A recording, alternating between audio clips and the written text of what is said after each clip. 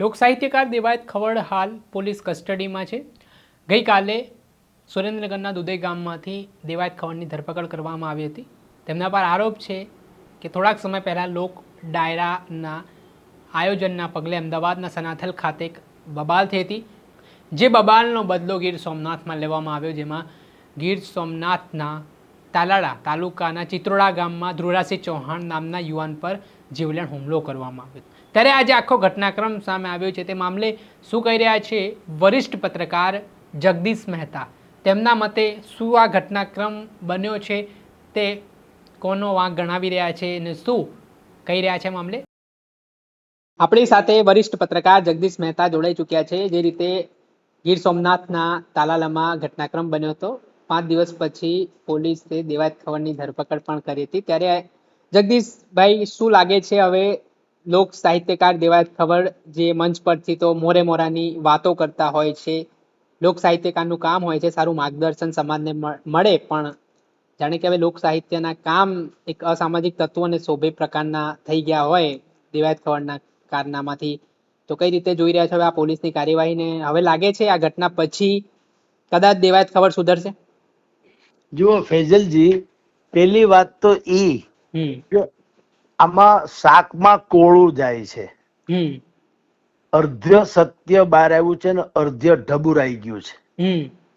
કોઈ એમ કે શાકી જામ પીને દે મસ્જિદ મેં બેઠકર, બસ આટલું સાંભળો એટલે તમારા સહિતના બધા જ લોકો મારો મારો મંડે કરવા કે ભાઈ મસ્જિદમાં બેહીને દારૂ પીવાની વાત કરે છે.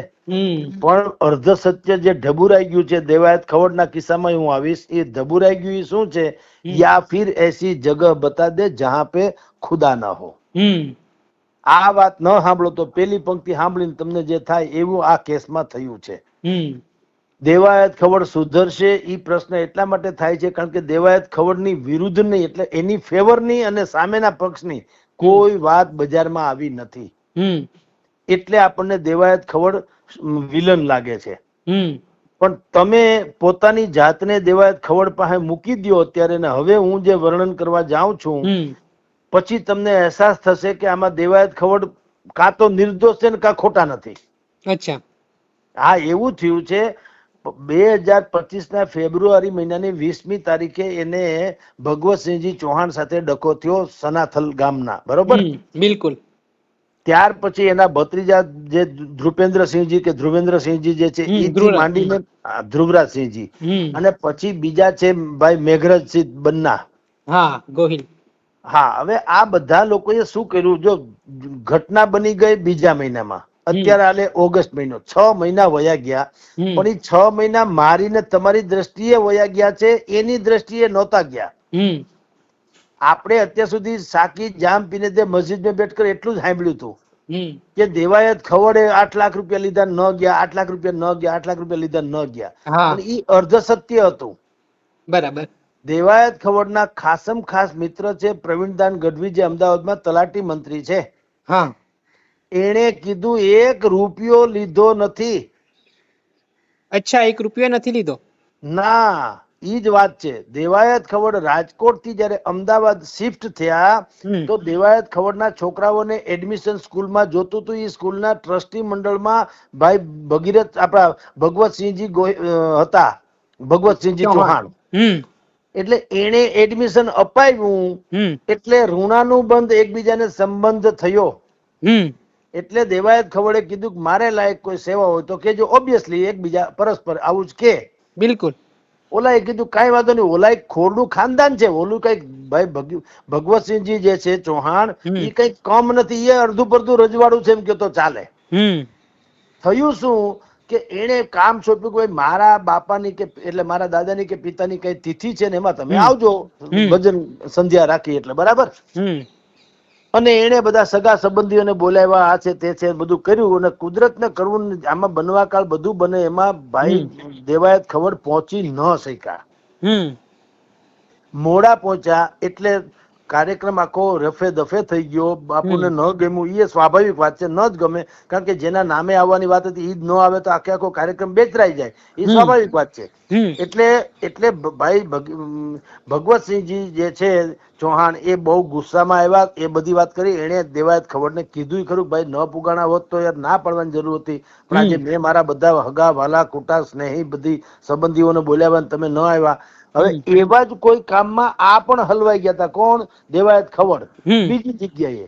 અને ત્યાંથી અહીંયા 300-400 કિલોમીટર નો અંતર હતું, છતાંય તમે જુઓ, એક રૂણાનું બંધ હતું એટલે એને કોશિશ તો કરી, ભલે મોડા પહોંચ્યા એમાં ના નહીં, પણ એને કોશિશ તો એની રીતે કરી, નહીતર રૂપિયો લીધો નતો. અચ્છા. હા, એટલે પૈસાનો તો વાત જ નથી. પેલી વાત સંબંધના નાતે તેઓ શ્રી 300-400 કિલોમીટર દૂર હતા, તો પણ રાત ઉજાગરો કરીને પણ એ ગમે એમ કરીને ત્યાં પહોંચ્યા. બરાબર. હવે પહોંચ્યા પછી 100% કાર્યક્રમ રફે દફે થઈ ગયેલો, એમાં ના નહીં, એ પાછો હકીકત છે. પણ બંને પક્ષે થોડુંક જતું કર્યું હોત, દાખલા તરીકે ભગીરથસિંહજી એમ કીધું હોત કે ખેર દેવાયતસિંહ, દેવાયત ખવડને કીધું હોત કે દેવાયતભાઈ તમે ભલે ટાણે નથી પહોંચ્યા, ઓકે, પણ તમે કોશિશ તો કરી, એમાં તો ના નહીં. બિલકુલ. તમે સવાર સુધીમાં મારી ત્યાં પહોંચ્યા છો, બળકડા સુધી, હજી તો 3, 3:30, 4 થયા હતા, એટલે એવું નતું કે હાવ નતા આવ્યા, પણ એમ કે તમે મરણ હરણ થઈને કોશિશ તો કરી. એટલે હું ઈ તમારી કોશિશને સલામ કરીને આ થોડો કડવો ઘૂંટડો ઉતારી જાઉં છું. બરાબર. સામે પક્ષે દેવાયત ખડકભાઈ, દેવાયતભાઈ પણ જો એમ કીધું હોત કે ભલે હું સવાર કેડે તમારી ત્યાં આવ્યો ખરો ને તમે મને જતું કર્યું, પણ મને અફસોસ રહી ગયો કે તમે મારા છોકરાને એડમિશન અપાવ્યું, તમારા બાપાની તિથિમાં હું ન આવી શક્યો, તો હવે એક કામ કરો, જો તમને વાંધો ન હોય તો આજનો ભલે કાર્યક્રમ રફે દફે થઈ ગયો, અઠવાડિયા 10 દી પછી, 15 દી પછી, મહિના દી પછી તમે કહેતા હો તો પાછો એક કાર્યક્રમ કરું, તમારા સિવાય કોઈમાં હું તારીખ નહીં આપું, પણ મારે એનું વટક વાળવું છે. તો અત્યારે બે ઘરાના બિલકુલ ઉપડ્યા ઉપડત નહીં. એને બદલે મોરા સુધી પહોંચ્યા. શું કામ? કે ભગવતસિંહજી એ પણ થોડોક ઠપકો બપકો દીધો, અને આ ઉકળતું લોહી છે દેવાયત ખવડ, જવાન માણસ છે, ફૂટડો જવાન છે, એટલે એ અને એના સમર્થકો, અને ભાઈ ભગવતસિંહજી અને એના સમર્થકો, આ બે સમર્થકોમાં ડખો થયો. જો તમને કહું, ભગવતસિંહજી એ તો અહીંના બહુ મોટા એક ક્ષત્રિય નેતા છે, કાઠી નેતા છે, ક્ષત્રિય કાઠી દરબાર છે, એને જે પ્રજ્ઞા ચક્ષુ છે, હમણાં એની આંખ વહી ગઈ, એ દરબાર એની પાસે ગયા ને એને ભગવતસિંહજીએ તો કીધું હતું કે આ ડખો મટાવી દો અમને. એટલે ભગવતસિંહજીનો પાછો વાંક નથી, પણ વચ્ચેના માણસો, જેમ કે ઓલીકોર છે, મેઘરાજ, જે બન્નાજી કે છે તે, હવે એ લોકો જે રીતે છીછરા વિડીયો ઉતારીને ઉશ્કેર્યા કર્યા, 6 મહિના સુધી આ ચાલ્યું. રોજ ઇન્સ્ટાગ્રામમાં કઈ ને કઈ પોસ્ટ મૂકે, વાર્તા મૂકે, બધી આની અગેન્સ્ટમાં. દેવાયત ખવડ જીવતા હળગી જાય ને માણસને લાગી આવે ને એવી બધી વાર્તાઓ મૂકે, એવા બધા વિડીયોઝ મૂકે કે આ સીધી ખબર જ પડે કે આ કોને શું કહી રહ્યા છે, સમજો. બિલકુલ. અને પાછી મા બેન સામે હમણાં તો છેલ્લે બંને વિડીયો જે અત્યારે સોશિયલ મીડિયા ઉપર ઉપલબ્ધ છે, એમાં તો જે ફાતડા બાતડા એવો જે શબ્દ વાપરે છે, તો તમે વિચાર કરો, કોણ ન ઉશ્કેરાય? સ્વાભાવિક છે. એટલે 6 મહિના સુધી આ ડિંડક હાલ્યું, આવું હેરેસમેન્ટ જેને કહેવાય, એ 6 મહિના સુધી હાલ્યું, એટલે ઓપરેશન સાસણ થયું. અચ્છા. હા, ઓપરેશન સિંદૂરે હું કામ કર્યું? તમે અમારી બેન દીકરીના જો આવીને સુહાગ ભૂંસી નાખતા હો તો અમે તમારા ઘરમાં આવીને મારી નાખશું, ગેરંટી છે. એમાં કાયદો હાથમાં લીધો ન કહેવાય, એને વેર વાળ્યું કહેવાય. તો આ કેસમાં પણ એવું થયું. 6 મહિના પહેલા બનેલી ઘટના પછી તમે સતત વિડીયો, ઇન્સ્ટાગ્રામ, સોશિયલ મીડિયાના અનેક એકાઉન્ટ, બાકીના બધી બાબતમાં તમે દેવાયત ખવડને એકદમ ટાર્ગેટ કરી અને એના વિશે એલ ફેલ બોલો. અને બીજું, બંને જાહેર જીવનના માણસ છે ને, એટલે બધા શું થાય, આ વિડીયો વાયરલ થાય એટલે દેવાયત ખવડ જ્યાં પણ જાય ને ત્યાં સૌથી પહેલા લોકો ખરખરો આનો કરે. બિલકુલ. કે યાર તમારા વિશે બાપુએ હમણાં તો પ્રમ દિવસે બહુ ખરાબ બોલ્યા. પછી બીજા લોકો, અમુક લોકો શું હોય, ચડાવવા વાળા હોય, એ શું કે બાપુ દેવાયત બાપુ આ તો તમે સહન કરો, બાકી તમે કહેતા તો કાલ ઝાપટ મારી આવું. કોઈ જાય નહીં, કે ખરા, પણ ઈ બાને પણ ઈ વાતને યાદ અપાવે કે તમને આવું કીધું. બરાબર. હવે દરેક રોજ કોકની બેન દીકરી ઉપર તમે ગમે એમ બોલો તો કોણ સહન કરે? બરાબર. એટલે ડખો એમ થયો જે મેં તમને કીધું ને, સાકી જામ પીને દે મસ્જિદ में बैठकर. પછી કોઈએ ઈ ન કીધું કે યા ફિર એસી જગહ બતા દે જહાં પે ખુદા ન હો. હું જે કહું છું ઈ વાત કોઈથી બહાર આવી જ નહોતી. અડધી વાત જ લોકો સમક્ષ પહોંચી છે આ. બિલકુલ. હવે જે આ વાત પહોંચી, હવે ઈ જો વાતમાં ફેર શું પડ્યો ઈ કહું તમને. આટલી વાત જાણ્યા પછી જો ખરેખર દેવાયત ખવડ અને એના મિત્રોએ એક બુદ્ધિપૂર્વકનું કામ કરવાની જરૂર હતી કે એને સાયબર ક્રાઇમમાં કહેવાય કે જુઓ ભાઈ, આ પ્રકારના વિડીયો ઇન્સ્ટાગ્રામ વગેરે વગેરે મને ઉશ્કેરવાની કોશિશ કરે છે. તમે જો નહીં અટકાવો તો પછી ના છૂટકે અમારી જાત ઉપર જવું તો પડે ને. સ્વાભાવિક છે ને, કાઠી દરબાર છે ભાઈ સાહેબ કઈ. અને કાઠી દરબાર તો છોડો, કોઈ પણ કોમ હોય તો પણ તમે કોઈની માબે નામું જાવ તો કોણ તમને છોડે? ના, કોઈ સહન ના કરે. એટલે એમાં જાતે ગૌણ થઈ જાય. તો ઈ વાત જો એને સાયબર ક્રાઇમ ને કરી હોત તો વધારે સુલભ શું થાય, તો એનો પક્ષ થોડો પ્લસમાં થાતો કે ભાઈ દેવાયત ખવડે ફરિયાદ પણ કરી હતી કે ભાઈ જુઓ આવી રીતે ઉશ્કેરણીજનક બધા વિડીયો અને કન્ટેન્ટ મૂકે છે, પછી અમારે કોઈ દી રખો થાય તો સાયબર ક્રાઇમે સામેવાળા સામે એક્શન લીધા હોત. હવે ઈ ન થયું અને બંને બાજુ મોરે મોરો ને આમ ને તેમ ને રાણો રાણાની રીતે એવું બધું ચાલ્યા કર્યું. અને વચ્ચે ત્યાં કેટલાક લોકો હતા, એને બુદ્ધિપૂર્વક બંને બાજુ પંપ માર્યા એમ કયો તો હાલે. આને કારણે આ બધું જાડું થયું. ઓલા લોકો પણ બેફામ બન્યા. એને પછી ગમે તેવા વિડીયો કન્ટેન્ટ જાહેર કર્યા સોશિયલ મીડિયામાં અને આનો મગજ ફાટ્યો. એટલે અત્યારે ઓપરેશન સાસણ મેં કહું ને એ એટલા માટે થયું. જગદીશભાઈ, બીજો પ્રશ્ન એવો છે કે અગાઉ પણ દેવાયત ખવડ સામે આવા ગંભીર ગુના નોંધાઈ ચૂક્યા છે. તો જે એક એમની છબી હોય છે, એક છબી ઉપર પણ અસર પહોંચતી હોય છે જ્યારે તેમના પર એવા ગંભીર ગુનાઓ નોંધાતા હોય. તેવું પોતે લોક ડાયરો ગજવે છે. અને જે એક આરોપ એવો હતો કે દેવાયત ખવડે જે ફરિયાદી છે એમણે એવું કીધું કે મને ગન બતાડીને જાનથી મારી નાખવાની ધમકી આપી. તો આ બધી બાબતને કઈ રીતે જુઓ છો ને દેવાયત ખવડના જ કેમ આવા કિસ્સાઓ આવે છે? બીજા પણ લોક સાહિત્યકાર છે પણ એમના આવા પ્રકારના કિસ્સાઓ નથી આવતા, માત્ર દેવાયત ખવડના જ આવે છે. એ પાછળનું કારણ તમે શું માનો છો? ફૈઝલભાઈ, આની પહેલા જયારે દેવાયત ખવડ ઉપર આ જ પ્રકારની ધોકાવાળીનો ફરિયાદ થઈ હતી ને, એમાં પણ ઘટના આ જ હતી. એની દીકરી ઉપર, એની પત્ની ઉપર અને એની બેન ઉપર ગમે તેવી આક્ષેપો કરતી વાત કરવામાં આવી હતી. હવે તમે વિચાર કરો, કોઈની પત્ની, બેન કે દીકરી ઉપર તમે ગમે એવા આક્ષેપ કરતી વાતો કરો, એલ ફેલ, પાછું સત્ય સનાતન નહીં, ખાલી અમથે ઉશ્કેરવા માટે, તો કોણ ન ઉશ્કેરાયો? એકચ્યુઅલી આ છે ને બહુ મોટું ષડયંત્ર છે. દેવાયત ખવડે વર્ષો પહેલા, લગભગ 2 વર્ષ પહેલા સ્વામિનારાયણ સંપ્રદાયના એક પંથ ઉપર, સ્વામિનારાયણ ભગવાન ઉપર નહીં, એના એક પંથ ઉપર ટીકા ટિપ્પણ કરેલી કે લાંબી ચોટલી ને ફલાણું એવું સમથિંગ એનું વાક્ય હતું. અને ત્યારથી એક છે ને એક ષડયંત્રના તહેત આને બુદ્ધિપૂર્વક ટાર્ગેટ કરવામાં આવ્યો કે આને કઈ હિસાબે ભેરવી દેવા. જુઓ, દરેકની પોતાની એક આમ પણ આભા હોય છે ને એક વ્યક્તિત્વ હોય છે. કેટલાક લોકો પાપડની જેમ તાત્કાલિક ગરમ થઈ જાય અને ઘણા લોકો કોલ્ડ બ્લડેડ હોય, ગમે તેવું કરે, એ કામ કરીને વયા જાય, પછી ખબર પડે કે આ તો બહુ ખતરનાક કામ કરી ગયા. દેવાયત ખવડ પાપડની જેમ ગરમ થનારી વ્યક્તિ માનસ ધરાવે છે. એટલે એને ખબર આ ઉશ્કેરાઈ જાય એમ છે તાત્કાલિક, એટલે બુદ્ધિપૂર્વક એને ઉશ્કેરવામાં આવ્યા હતા જે તે સમયે. અને એમાં ટાર્ગેટ બનાવવામાં આવ્યા કોણ? દેવાયત ખવડના પત્ની, દીકરી અને એની બેન વિશે એલફેલ બોલવાની શરૂઆત કરવામાં આવી.